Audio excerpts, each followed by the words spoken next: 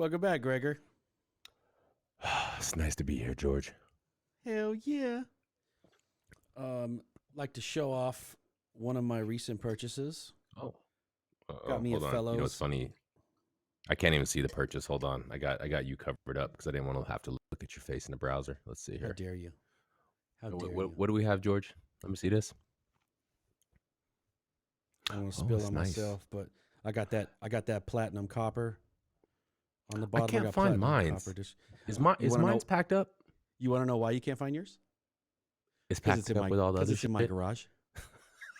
I got that first edition. It's got the fat bottom on it. I do keep forgetting to bring it because yesterday when I dropped off the coffee and everything, I'm like, you know what? Don't I know I look forgot at the something. camera, George. I'm gonna look know I you in the forgot eye something. too. Yeah, good. That's okay. You don't Well, need to bring it because I think we got a coffee machine. trained. We got a fridge. We got that mug. I don't know what else that we got over there, but I'm sure it's all over there. Yeah, yeah. Well, I got my donut mug and then all the Oh, other yeah, that's arm for right. the mic. I told you how to bring that mic over. The mic God stand. damn it. Yeah, mic stand would be dope. I got a couple things I'm gonna get. I'm trying to sort out this situation. It's not. Listen, guys, podcasting for me, as George knows, it ain't about talking. It ain't about content. It ain't about topics. It's about setting up all this goddamn bullshit. It's this. I got 87 chords. I'm gonna have at least 3 malfunctions during this podcast. Probably. It's all this setup that drives me crazy. I'll go on any podcast. We can talk, but all the other rest of this, that's nah. I can't do it. At least we got the coffee to bring it all together. That's a fact. Coffee brings people together. I don't know. Greg bought the most expensive copy. We'll get into that later. The But most expensive coffee we've ever had, at least. I think when you line up the ratio, he bought the most expensive coffee we've ever had. So props to Greg for being a baller. Accidental baller. That's my next Yeah. podcast. Accidental balling. So we'll get into that. Quick update. I purchased we talked about it last week. I purchased the Gaja Magenta Prestige Super Automatic Espresso Machine. That is too many words. Too many words in a product, George. We received an inquiry from the people of Spin. And it was a very nice inquiry, and I was very happy to get that. I was shocked. So part of the podcast must have shown up in his. He uses a software called Meltwater, which I've talked to the people in Meltwater before trying to use it. They're just wildly expensive. But he asked, how can Spin get back in the mix? And I mean, I don't really know because I've been refunded. And the Gaja Magenta was not. It was about $100 more than the Spin, and not on Greg's level yet. But the Spin was $814. The Gaja with the $50 discount from, and I'll give a shout out to the website in the notes and in the wrap up. But got $50 off when you use the term Gaja. So I got the new one for $850. Wow. What No an tax, original that's an original discount code right there. No tax and no shipping cost. Okay. So I'm down with that. Instead of and again, I'm not trying to put down Spin. I'm sure the machine is fantastic. I just don't have it. I will have this new machine Tuesday next week. Actually, in 2 days. 3 days. So Shit, I thought sounds like next podcast is at your house. I'm down. I got all the gear. I ain't using half the shit I got. Come over there. I'll walk in there. I'll tell your whole family. I say, get the fuck out. We got business to run. Got a podcast to run. So I'm pretty pumped about that. I gotta go get me some of that Oatly Barista Edition. Because that's, you know what I like.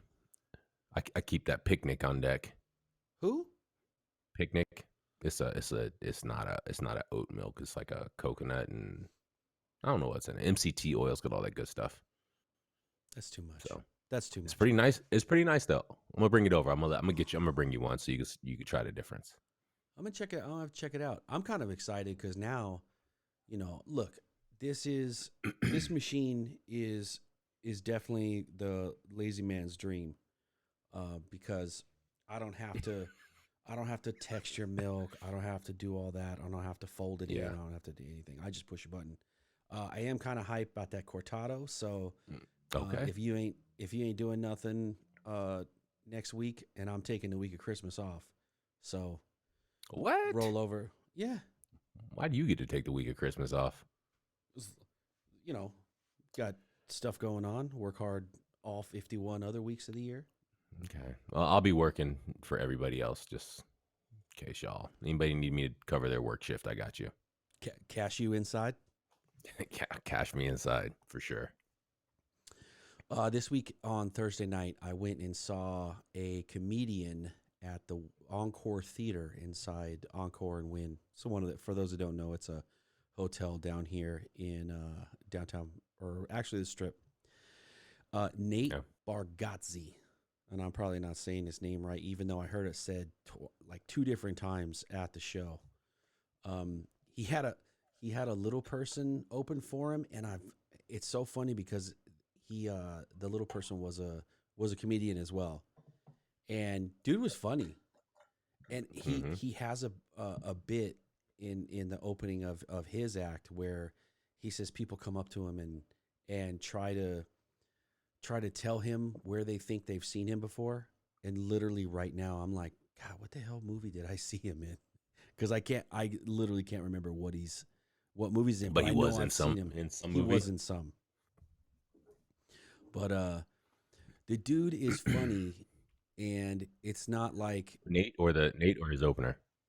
opener's funny, and then his pops. I mean, I had no idea his dad was a comedian also, but his dad is like a not situational, and I wouldn't even call him like a magician / comedy. But Okay. it's funny. It's funny. It's a good setup for Nate's thing. I saw him on a Netflix special probably 2 months ago. And then somebody's like, yeah, he's coming to Vegas. Let's get tickets. So we got tickets. He doesn't curse. Like, I don't know if that's just part of his life. The Will Smith of comedy. Yeah, but he's still, it's really funny. He's still. Will Smith still went platinum. Yeah, that's true. my point. He got jiggy with it. Welcome to Miami. This dude, the whole show, and it's very relatable. I think he's definitely funny or funnier to probably 30 to 60 years old, just because he said he's 42, so all his humor's hitting right there with married people, got kids, and all that stuff. But you know how some of these comics look at the world in a different way, and then they kind of point it out, and you're like, what the hell? Yeah, I look at it like that too. I just never really thought of it like that. He's that kind of dude. Really damn funny. Really funny though. Let me ask you this: why did you go to a comedy show? We had it was during the cool down, so we were all sitting outside, and we just right here off the balcony, and we were just watching. I had friends over, drinking wine or beer or whatever we were doing. It was Tom Cruise and Doobie, and I think her parents were over here too. Her parents went with us, and we watched that special. And dude, I was dying laughing. Like the dude is funny. So somebody had said, yeah, he's coming to town, and then just got tickets.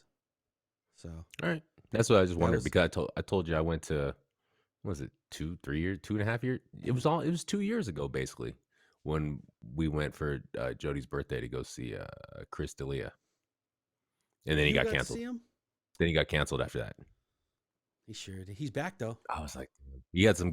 His openers were funny as hell though. One dude was, I got to look him up.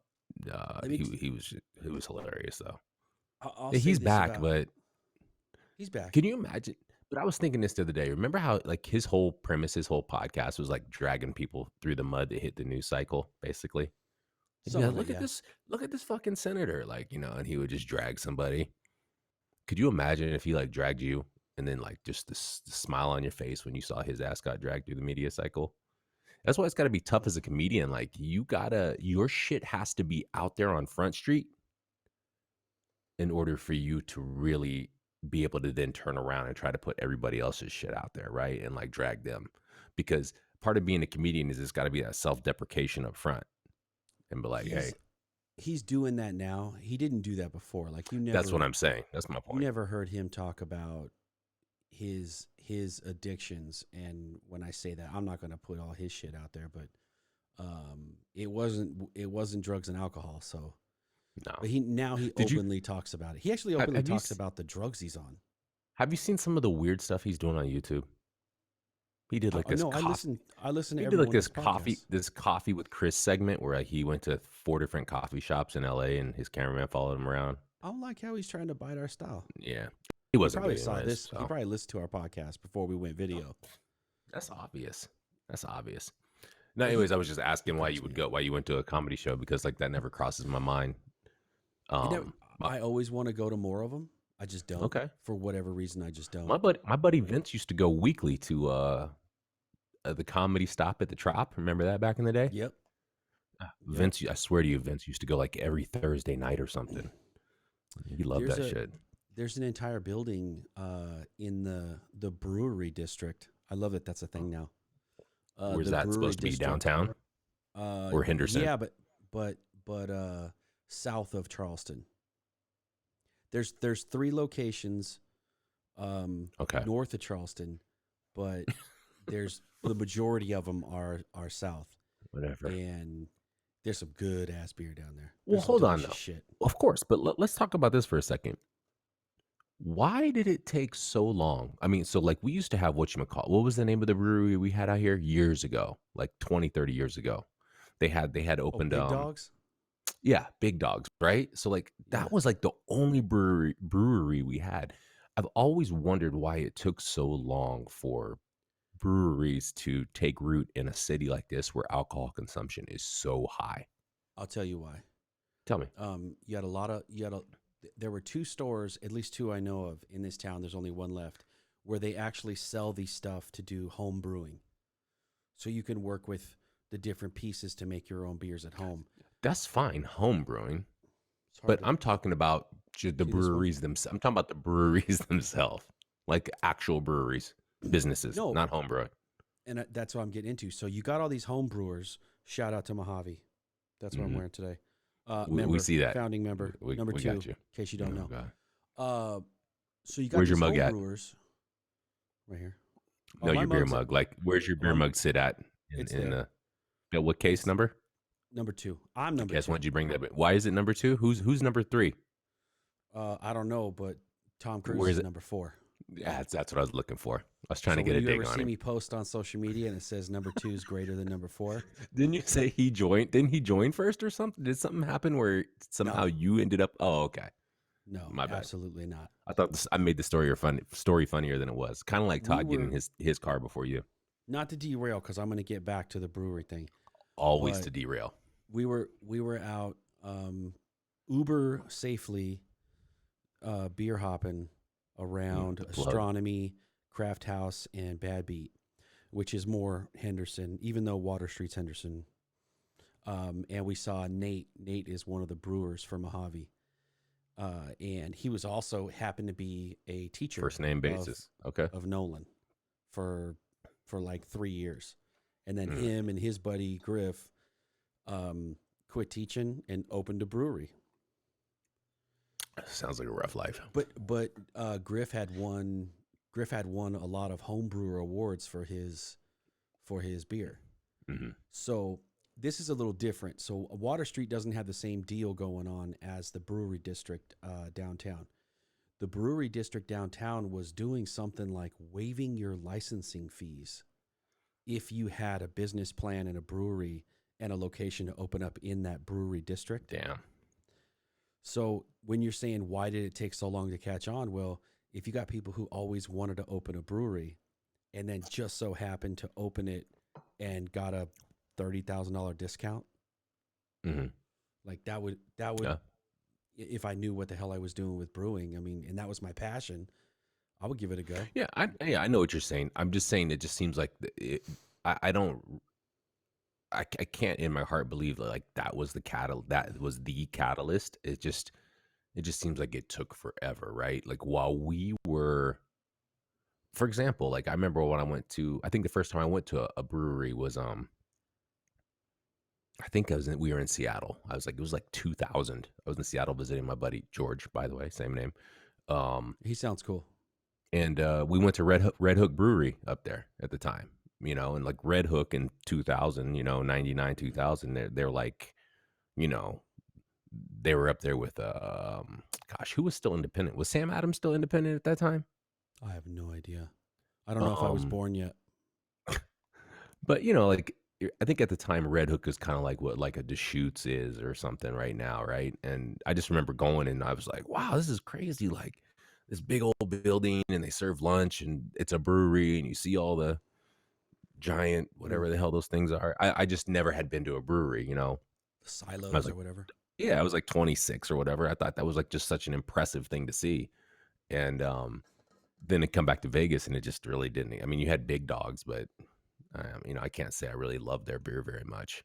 So, anyways, They got a lot of competition now, and I mean, yeah, it's different now. Yeah. we're doing this thing. We've actually done it the last few years called Christmas Fun Day, and on the 26th, me and instead of saying Tom Cruise every time, TC, and Doobie's brothers are coming into town, and we're going down to that brewery district to spend. Oh, the day. dang, that was my invite. Yeah, That was my invite just now. Did you say no? You can't hang. Oh, that's You can't fucked hang. up, man. All right. We're gonna That's cool. start. We already actually No, that's have good. the No, that's good. No, that's itinerary. good. No, I don't want to hear any more about this. That's good. You can come down and say hi. No, we get it. The audience gets it. They don't want to hear about it. It's gonna be a lot of fun though. No, It's gonna be a lot of fun. okay. I'm gonna drink a lot of water. Appreciate the I appreciate the invite. I'm trying to You're think of welcome. what I can. I guess that's fair. I don't really invite you to shit, so That's right. When have I Just been the invited to the Utah hills of State game. Summerlin? Just the Utah State game when you got to witness the Aggies beat the UNLV Running Rebels, and then now Utah State Mountain West champions playing in the the Jimmy Kimmel LA Bowl. I sounds was like like, a how did big- Jimmy Kimmel get his name? Bro, I think I must have been drunk or something because when we won, when we stomped a mud hole in San Diego State, and I got online. I'm like, oh man, what bowl are we going to? Mountain West champs. I clicked on the wrong thing. I was all hyped up. I'm like, oh shit, we going to the Fiesta Bowl? Like I thought I was hyped. It used to be the Tostitos Fiesta Bowl. Now it's the PlayStation Fiesta Bowl. But I was hyped. I'm like, oh man, we're going to the Fiesta Bowl. I got back on like 5 days later. I'm like, all right, let me see when this Fiesta Bowl is. And I'm like, what? What the fuck? I started clicking around. The Jimmy Kimmel LA Bowl. So wait, you're serious? They're calling it the Jimmy Kimmel? Bro. That's horrible.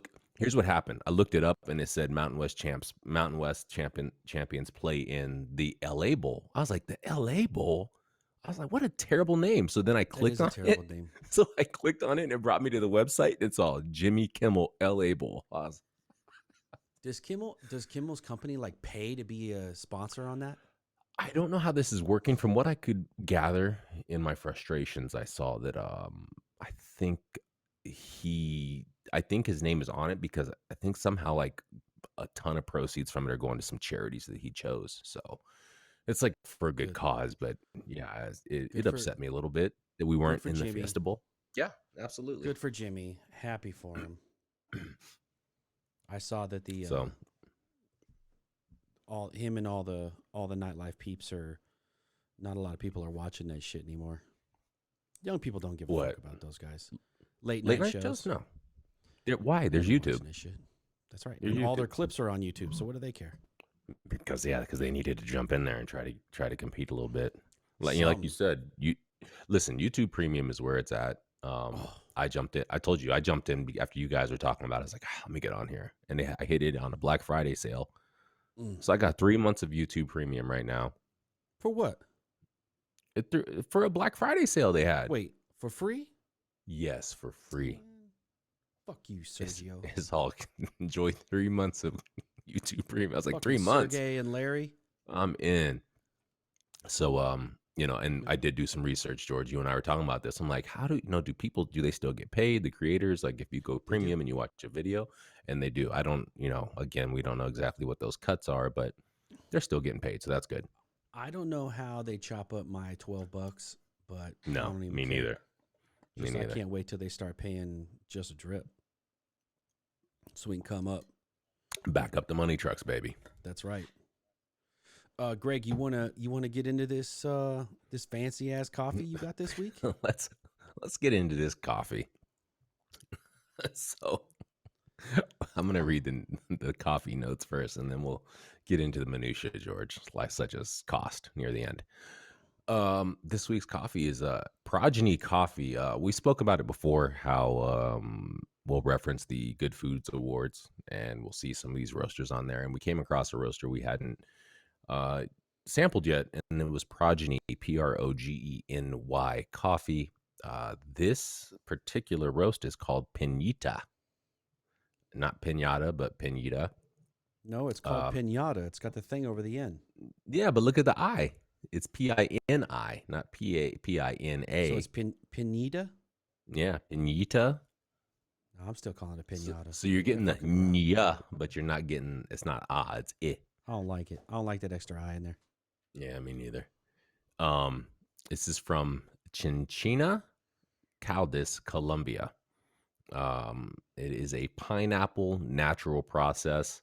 The roast said medium, but it looked pretty light. It looked fairly light to me. I guess it could be a medium roast. It was beautiful though. The roast on the beans was one of the more even.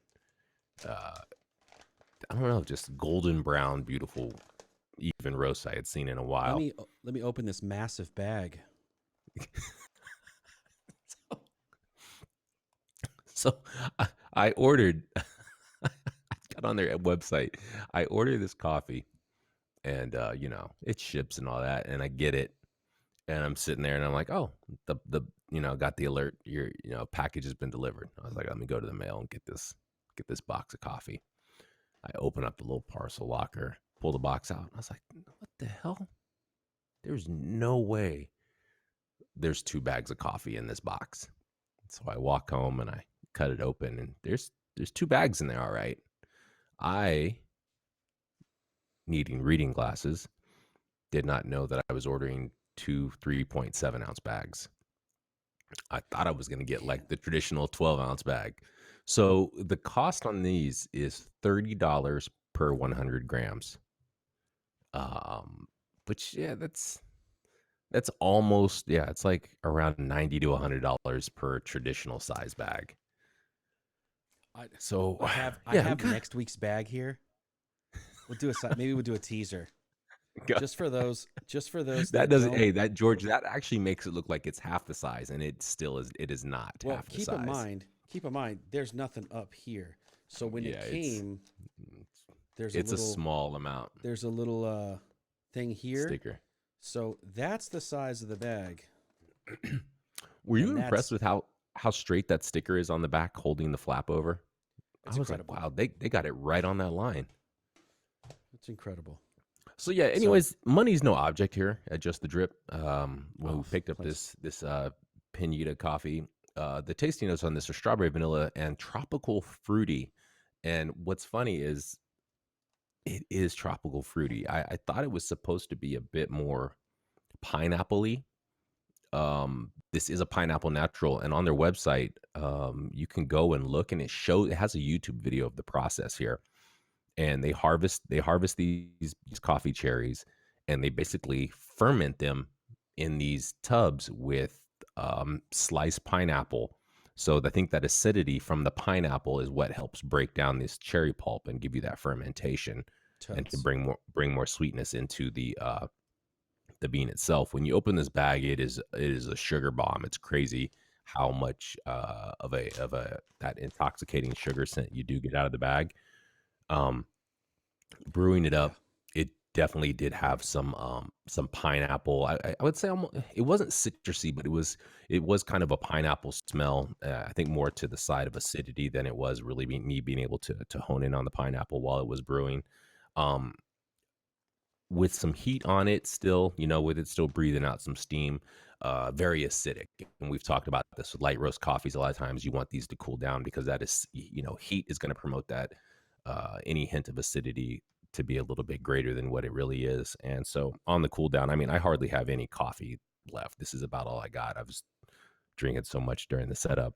Same. How I don't know which coffee it was where it says, I think Fruit Loops was in their flavor. And I was like, this don't taste like no damn Fruit Loops. And it was something we did 2 years ago, probably. This actually did have the Fruit Loop flavor to it. And I think that tropical fruity note is something that rings true. I'm having a difficult time really getting a strawberry out of it. Maybe I would generically give it red berry. And vanilla, I have not tasted. It doesn't seem, if it's there, it's probably kind of hiding in the back end there. So, but I think it's a really good coffee, a bit more acidic than I'm used to. But this shit won some serious awards, and it is a nice coffee. And I think this is interesting considering what we talked about on the last coffee. Was it the last one or the one before? Where I said, it's kind of breaks up what you're used to in this cycle of coffees. A lot of times you tend to find coffees ago. Yeah, 2 coffees ago. I know what you're talking about. It had a you distinct tend to find taste to it. you're in this zone of specific type of coffees you like, and you're like, oh, I got the whoosh whoosh, I got the, the Yirgacheffe and all that, and you're really kind of staying within this taste realm. And I think this comes in and breaks it up. I think I mentioned to you before we started podcasting, my wife likes cream and sugar in her coffee, and it tastes like a candy pina colada when you do that. It really that pineapple actually shows up with the sugar and the cream or whatever you put in there. So for anybody that likes cream and sugar in their coffee, this sucker actually, for it being semi light roast, I guess, and really acidic, I think it actually really does well with cream and sugar. So there's my take, George. I would 100% agree with your observation of the roast. It's very even. I looked at a lot of the beans through here. I was nervous on how many cups I was actually going to be able to press through here. So 100 grams? I put the whole bag. Obviously, I'm weighing the bag too, but I put the bag on the scale, and I'm like, man, I'm going to get, whatever, three, maybe four. Yeah. Delios 4 is through here. Yeah. 4 is about it. I think 4 cups. Yeah, because I think Jody and I, whenever I brew, I do 50 grams, and she usually ends up with 30 grams. She gets it's a 3-to-2 ratio. Yeah. So, anyways, we're gonna get 2 brews out of that bag. I like it. Well, Greg, did you break down all the mazels and everything? This thing's popping off at 1350. I didn't say mazels. My bad. It is 1350, and it's a Caturra variety. So my bad, George. Go ahead, jump in. Tell me what you think about this coffee. Well, for one thing, you've gotten the tasting notes that it says tropical fruity, but the bag says yellow fruit, and I don't really know what that means. Banana? I don't know. Did it say tropical fruit on the website? Yes, I think the website is what said tropical fruit. Maybe yellow fruit is like a mango yellow or a banana, like you said, banana. I don't taste banana. Oh, maybe a mango. Yeah, it says. I don't know. Oh wait, no, the website does say yellow fruit, So vanilla, strawberry, yellow fruit. Hold on, it might have been in the. It's not on the bag. Mm-mm. You think I have the bag here? I do. It says yellow fruit. The flavors of strawberry, vanilla, and tropical fruit dance on your taste buds ever so lightly, George. So it does say tropical fruit.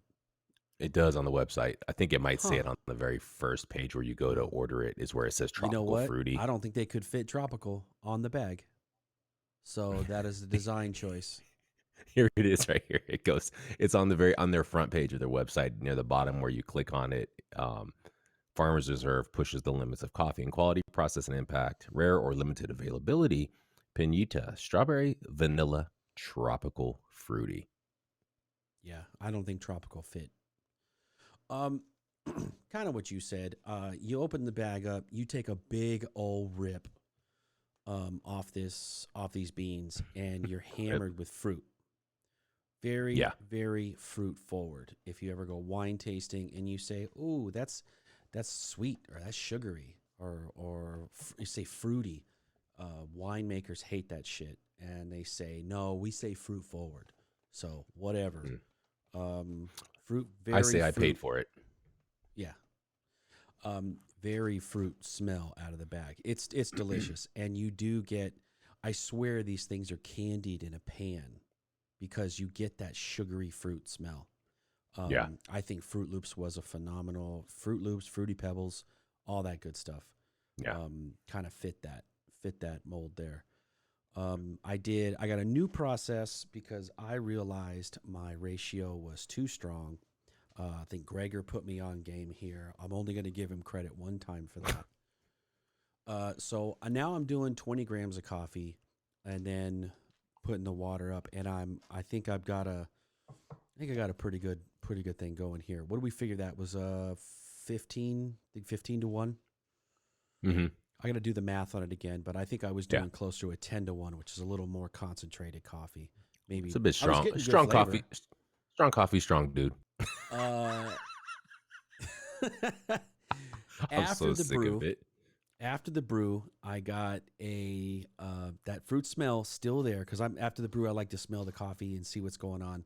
I did get a little bit of that piney smell that I get sometimes. I guess you could say earthy. I don't know if maybe roasters or anything care about that, but piney, earthy smell off the coffee right when it's done. After it cools down, I don't get that. I don't get that scent anymore. I'm almost wondering if piney represents the acidity, the acidic smell in the coffee, because similar to what you said, first taste is clean. There wasn't a lot of grit left over in this coffee when I made it. I don't know if that makes sense. Like yeah, because you're just using the plain metal mesh, right? I am. So it doesn't put a lot of. It was very clear and clean. You mean when you brewed it? Yeah. So you don't have not a bit of cloudy. a fog. Not cloudy. You're not getting a thick mouthfeel on the coffee. So that's why when I say clean coffee taste, it's you're getting just that coffee flavor. Similar to what you said, bit of acidity on the first sip. Not to where it turns you off, but if you tasted 79 different coffees like we have, no brag, you'll know that it's just going to start hitting when it cools off. Again, not a you kind of hit it all. I'll let you go first, so you hit all the good notes. It's not juicy, it is. juicy Smollett. This is if we were judging coffees on a beer scale, this would probably be closer to a hazy. If I had that, you know what, that's a great parallel, George. Maybe if Juan Felipe Restrepo wants to give us some credit on analyzing these bags, he should send us this expensive ass coffee, and we'll go ahead and taste it and throw shit at it. But that was my first thought was like this would line up really well, especially with the fruit and the different things. If you taste a lot of hazy beers, you would taste that.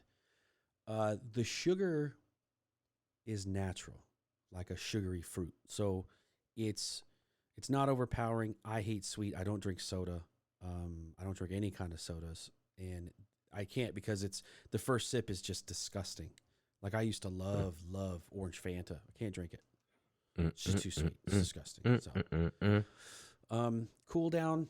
The fruit comes down a little bit. The flavor is just, this is one of those beans where if you could afford it, would make a solid cold brew.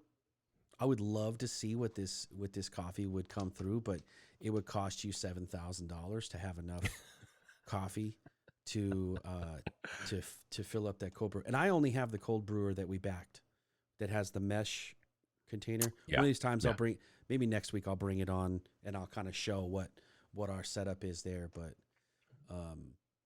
you would need probably three of these to grind up enough if you want beans just to a go standard, down the middle. if you want a standard size bag, you would. So about $100. Yeah, $500 to make some. I bet the cold brew's really good, but $100 it probably is for just a little batch of cold you'd have brew, to limit. You have to maybe try to freeze half of it and limit yourself to 2 ounces a day. That's some ball and shit. And then it gets floral. To me, it gets floral on the cool down. Yeah, so I think you're right more, there. Less fruit, a little more floral, but this dude. This strikes me, and I know they call it a micro lot, which makes perfect sense. I think they're testing some stuff out here, especially this being the first coffee we've seen that does a pineapple process, the pineapple natural you talked about. Yeah, it's interesting, right? I haven't. That's got to be just a different style. I I'm haven't sure seen that. it's probably been done before. But I mean, obviously, like as a grower, when you do something like that, like what do you go through? You know, you always think about the processes of what are they doing in terms of creating new coffee hybrid plants? What are they doing in terms of their fermentation or their wash processing? Like, think about the amount of coffee you have to go through to land on one where finally, once you get it to the roaster and the roaster gets the roasting dialed in, and then they actually brew it, and it's like, wow, this is something, we've arrived at something amazing, right?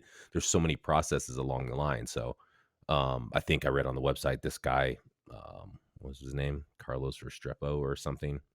Juan. Juan, my bad. Yeah, Juan Felipe Restrepo in Colombia. He's a third generation coffee farmer. So, you know, he's obviously somebody that he comes from those roots, and, you know, they've probably done quite a bit along those lines of farming and just kind of figuring out what's going to work. You know, that they've got that in their blood in the history books. So it's a pretty interesting coffee. I agree. And it says the score is an 88. I don't know anything about coffee scoring. Um, is it like wine scoring? You know, you get I in the think so. 90s and you got like some of the top shit. You know what I mean? But I mean, it Probably. was good enough to put them in the finals, the final round for the Good Food Awards. So Well, Greg, I think you found a hitter here. Um, Probably a good idea to keep attention on these micro lots. Do you want to talk about the design of the bag? we can talk about the design of the bag. I personally, I really like. I'm interested in if you buy a larger bag. Is it going to come with the cardboard? Um, what would you call that thing that goes This around the piece? bag? Yeah, what is it? It's not a belly band, but it's a bag band. I'm not sure. I wonder if the Maybe it larger keeps bags it come with from that, getting. Maybe it keeps it from getting smashed. I don't or they know. just want, or maybe it's just for like these extra special ones. I'm not sure, but I really like that. I really like that cardboard outside semi casing that they have right there. Look at those little. No, not that thing. Get that thing out of here. No, I know, but that was in there. But Oh, look at those chunks. Those are chunks of yeah, pineapple in the there. pineapple. Yeah, I'm telling you, you should look at the video on the website. They have a little Ah, video with it shows you how they. Okay, but you know what? I like the what? What? Looking at this here, remember we got that we backed that drink. I think it's still in my garage, by the way. We backed that drink that was made from the Oh yeah, cascara. yeah, the cascara. Yeah, is that Them still putting, good? I don't know, probably not.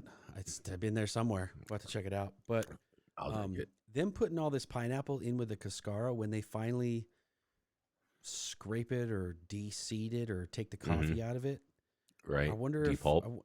yeah, depulp it. What happens to all that flavor from the I pineapple and mean, the cascara? it might be pretty awesome if it's Yeah, if the process doesn't break it down too far. It's ferment, but that's a fermented one. I don't know if you want a fermented cascara or not. I don't know. No idea. Yeah, me neither. Me neither. Me neither. But it's But got kind I of a do. Santa I like that. Fe style.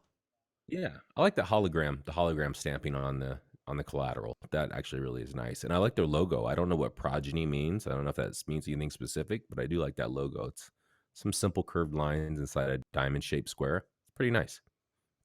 It's awesome. Where can we find these guys, Gregor? Well, it's pretty easy, George. You can go to progenycoffee.com, or if you happen to live in Oakland, California, they're at 1024 9th Avenue, Oakland, California, 94606. Shout out to Maria and John. Those are the co-founders of Progeny Coffee, and Oh, okay. Thank they've you. got a story. They got a story online about their deets. Um, it sounds like she saw that coffee was going for $5 a cup out here in America, and she said, "Yo, we're gonna start selling coffee." So pretty good Mm, story. Pretty good story. You know, it's funny. we've said this a few times. When you start getting into some of these coffee brands that are putting in the effort, to design a bag, design an insert, design a cover to go around the little bag. Well funded, definitely working with some designers, paying good money to people to create a solid packaging product. But and just and even more so a solid product. I mean, this yeah, coffee is pretty interesting. So, and they seem good to stuff. really be working hand in hand there directly with a lot of these farmers and growers. So, I thank you, like it. Progeny. I like it. Good work. You ready for some news, Greg?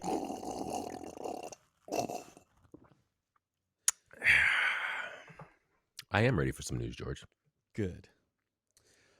First up, Denmark's Coffee Collective releases The Fundamentals of Excellent Coffee. Now, as we've told people in the past, we always support the coffee community. One could say that We just a do? drip. Yeah, of course.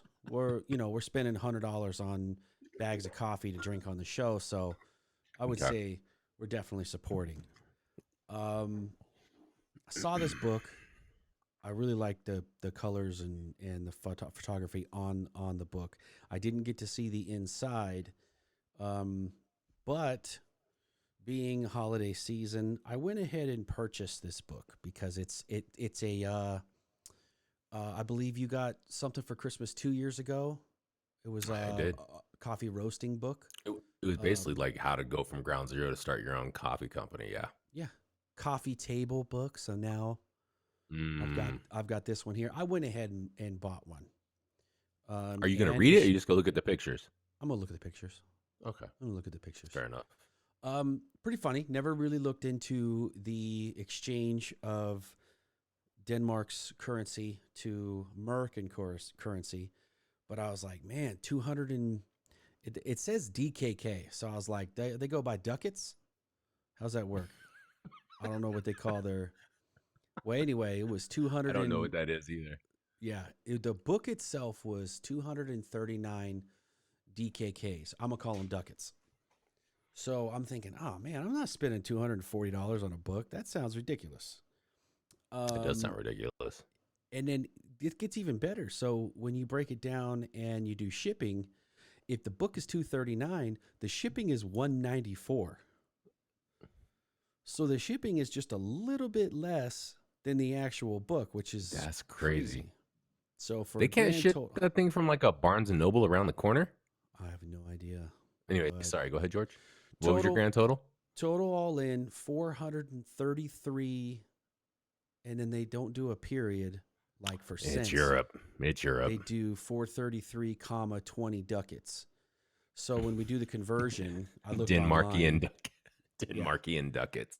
1 ducat is 15 cents in America. So this total book cost me almost $66, which wow, boom. That's a lot of ducats still.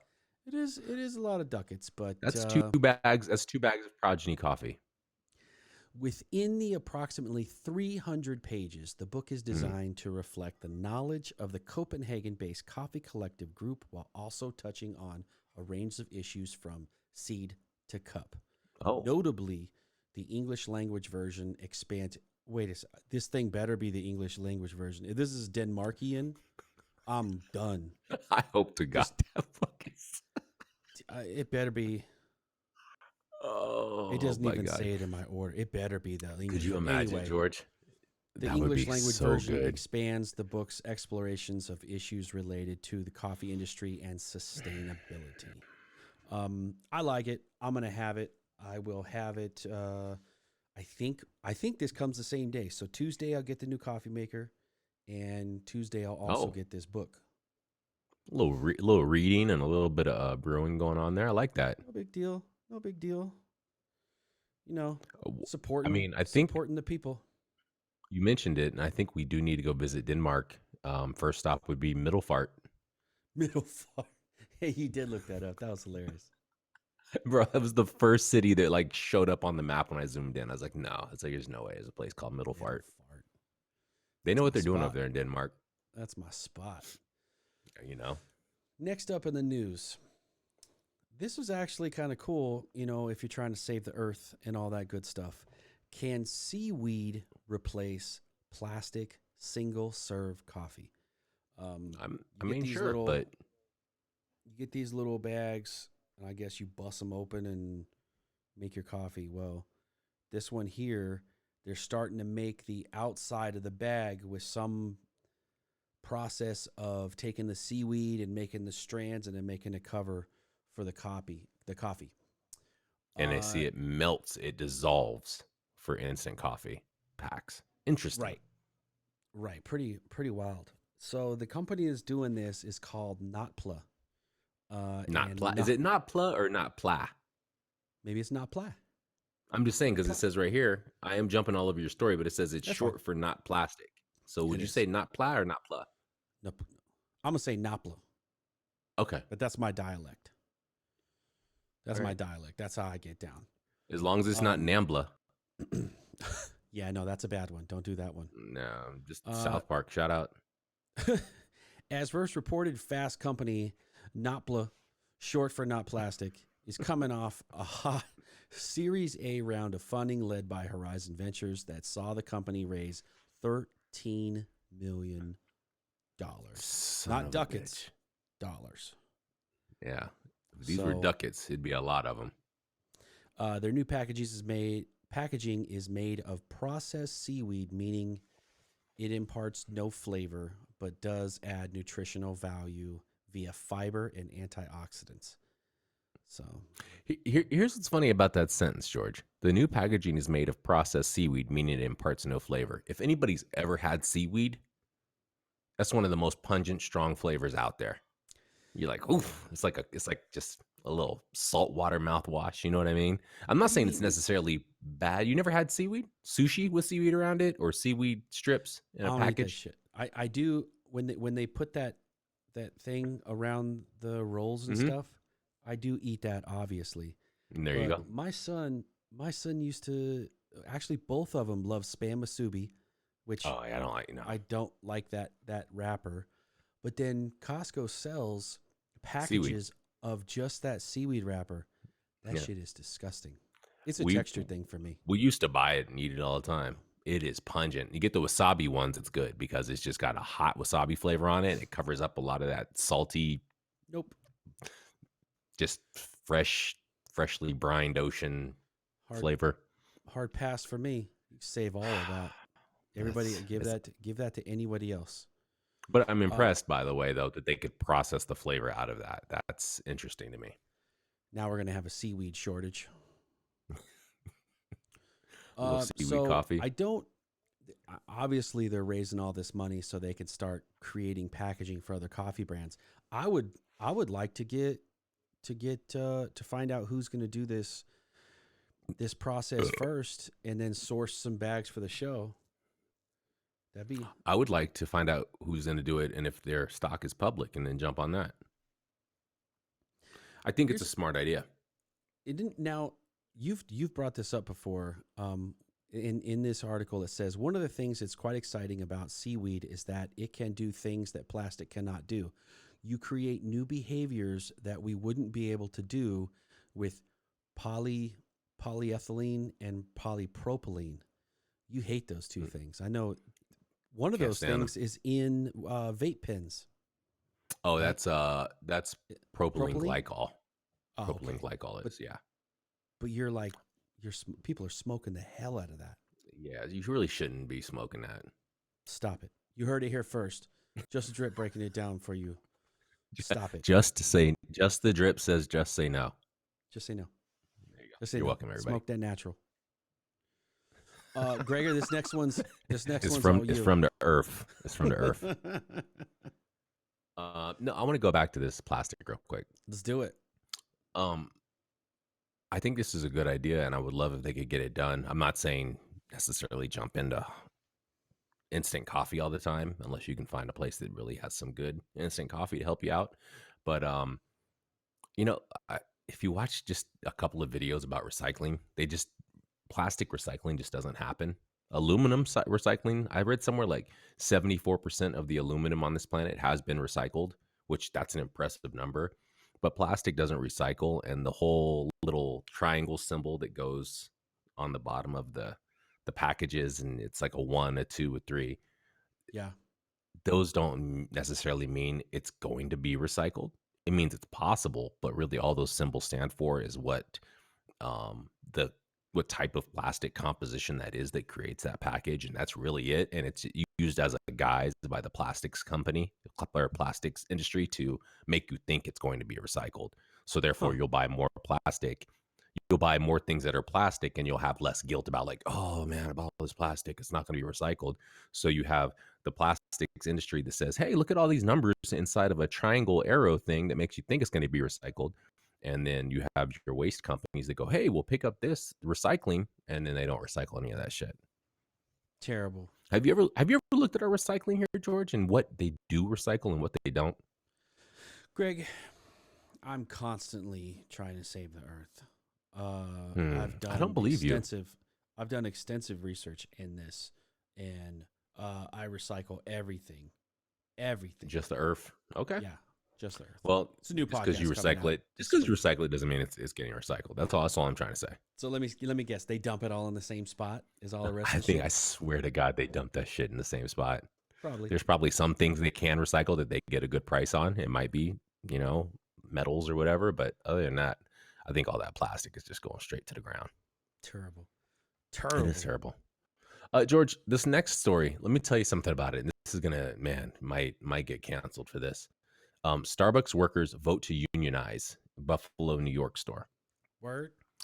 So there's 3 stores in the Buffalo area that took votes to unionize, and one specifically did at a vote count of 12 to 8. And I don't know what this really means. It's this is going to sound weird, and again, I've never worked at a Starbucks. You and I have talked about, we know people that did work at Starbucks. People I know, I don't know a lot of young people anymore, obviously, because I've matured, I've grown up, You mad? unlike you, and so I'm still young. yeah, well, yeah, at mind, but not heart. That heart is go get it checked out. Whatevs. Says the guy that had to go to a cardiologist. Me, anyways. People I knew that when they used to work at Starbucks, they said it was a great place to work. So I don't know what's going on at Starbucks that labor unions are getting together and helping to form unions in these Starbucks, but they're saying that this could be a big step in, I guess, organized labor in these, big box coffee shops. That's all I Well, have to say. I don't have anything else to say about it. good for them. I always heard that people, Starbucks had like one of the best programs for workers, and they have school options, and they get 401ks and all that stuff. I Mhm. don't know. I don't know what the addition of union stuff does. It's always been always been my opinion that unions protect the ones that don't want to work. So, and that's from personal Yeah, experience. I'm not going I to name mean, what and union I was working with, but that's my right, experience. right. I mean, and you think about, this is gonna sound shitty, but you think about like labor unions, right? People out here driving forklifts and putting steel together, and it's a whole another set of circumstances than standing behind a bar and brewing up some coffee. Um, And I 100%.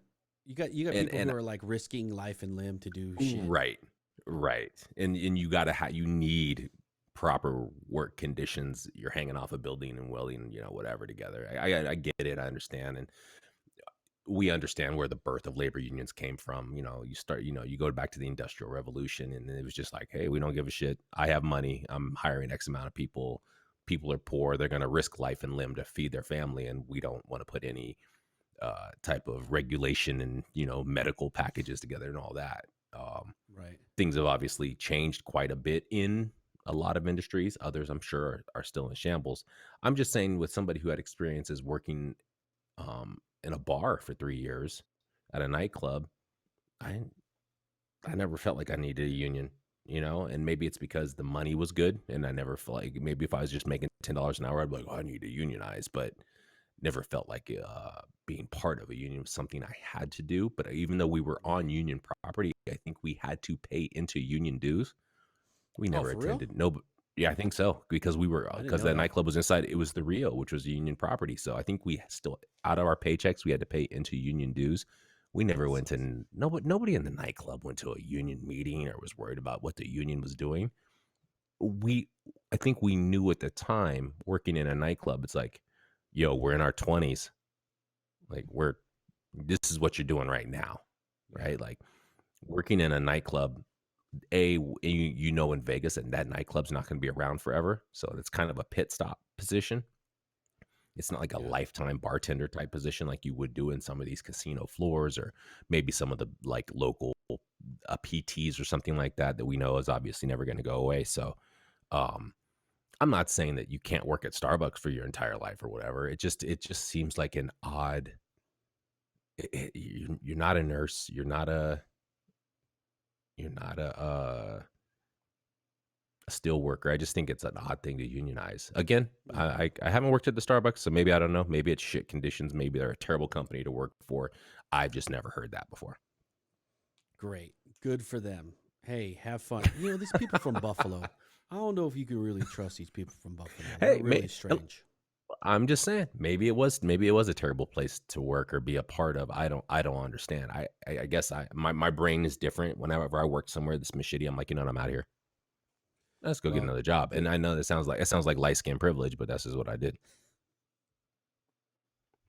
there's no such thing as Irish privilege. You I got need a graphic design. I need a graphic designers union. you got any shout outs, Greg? No, I don't. I have zero shout outs for anybody. I got a shout out for Greg figuring out how to broadcast in stereo. No, I didn't. You did.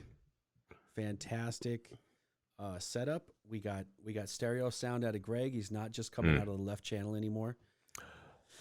This goes out to all my listeners. Everybody's got to hear this shit. W balls. Turn that shit off. We're not listening to that anymore. You know, shout out Utah State's football team. They deserve that win probably more than almost any other program out there. Shout out to Blake Anderson. He came from Arkansas State, stepped in and helped a team that basically had 3 coaches within 2 years go from zeros to heroes this year. So really impressed with his first year coaching. He took that team on I think we ended up 10-2, 10-3. I have no idea. It's great for Utah State, man. First time they've ever been Mountain West champs. So big ups to them. Magical. George, I know you're impressed. You got to be a part of that history. You got to be a part of that. I was part of one of those wins. I was there. That's right. As always, I want to give a shout out to Greg's mama. Great girl. Can't wait to meet her.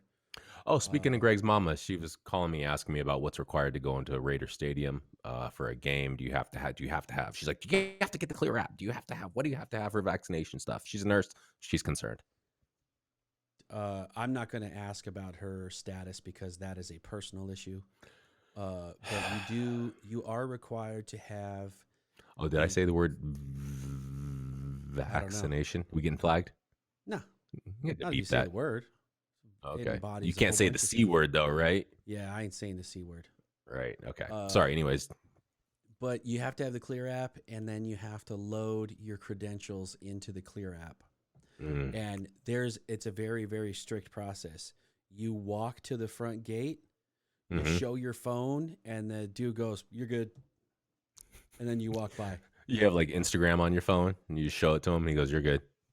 I'm not kidding. I went to the the Raider Chiefs game, and the dude's like, "Yo, you got just pull it up on your phone," and I'm like, I didn't even turn my phone like this. I just went, "Is this it?" He goes, "Yeah, you're good." And it's a QR code. Like, you're supposed to scan it. And it goes, "Oh, you're good." No. So as long as the QR code is on the phone, he's like, that's good. Ridiculous. 65,000 people. That might have been my ticket to go see a movie or something. It's phenomenal. And there's people.